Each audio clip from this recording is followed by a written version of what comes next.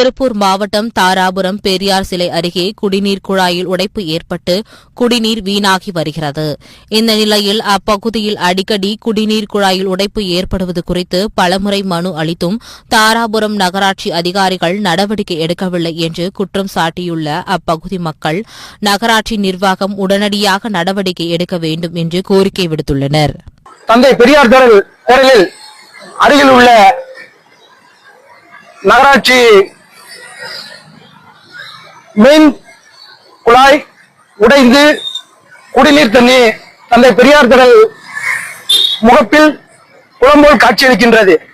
கடந்த 2 வாரங்களாக தாராபுரம் நகராட்சியில் குடிநீர் கட்டுப்பாடு காரணமாக பொதுமக்கள் ஆங்காங்கு சாலை மறியல் செய்த நிலையில் இன்று ஆற்றில் தண்ணீர் வந்த நிலையில் தாராபுரத்தில் உள்ள தந்தை பெரியார் திடல் முன்பு குளம்போல் காட்சியளிக்கின்றது.